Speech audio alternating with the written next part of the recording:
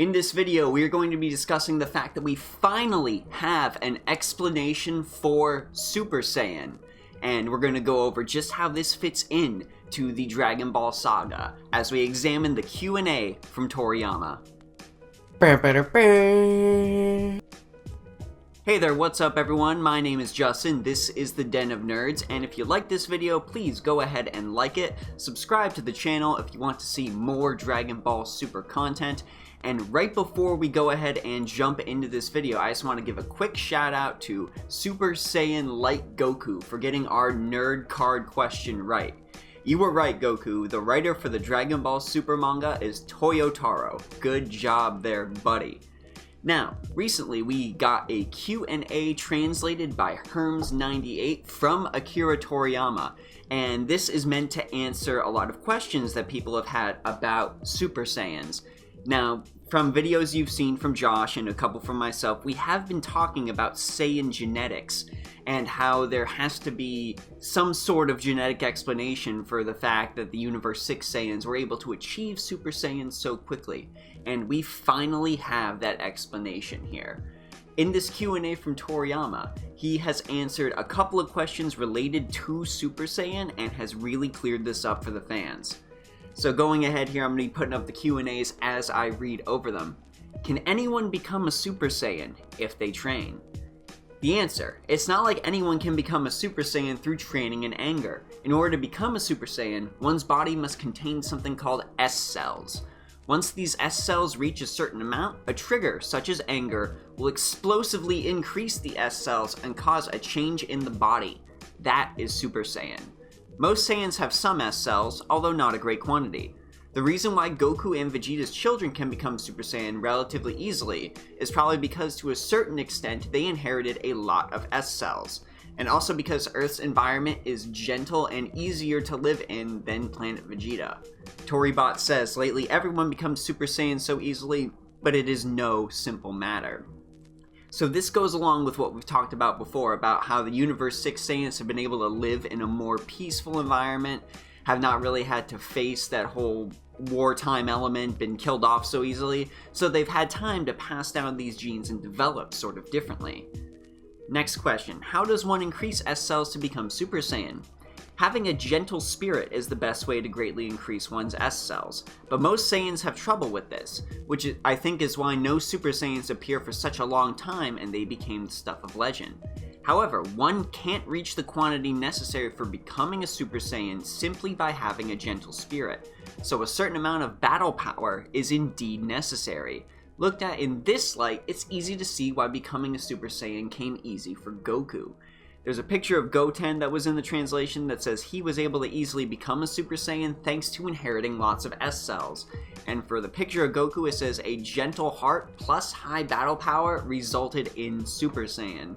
So this explains a couple of things. So Goku was easily able to achieve Super Saiyan, and this is why Vegeta was not able to easily obtain Super Saiyan. He didn't have that gentle spirit that could help increase his S cells, so it seems as though he had to sort of compensate by getting more battle power compared to that.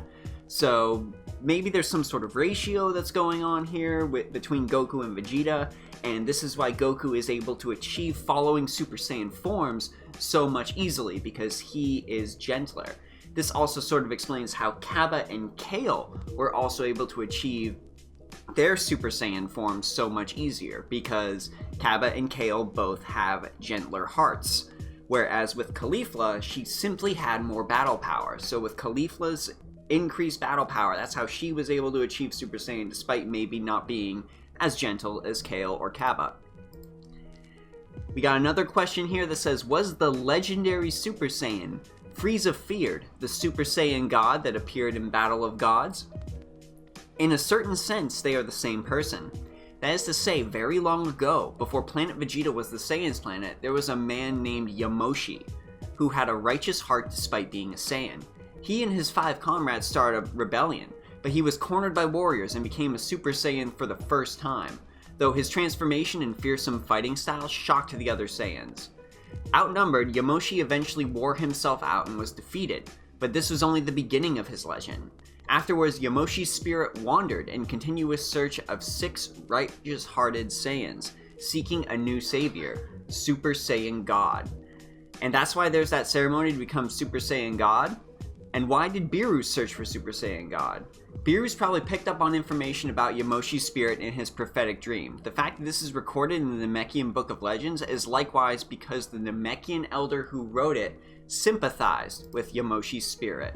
So it seems as though this Yamoshi is an individual who became Super Saiyan really long ago, and his spirit has sort of been wandering around trying to find somebody to fulfill the prophecy of Super Saiyan God.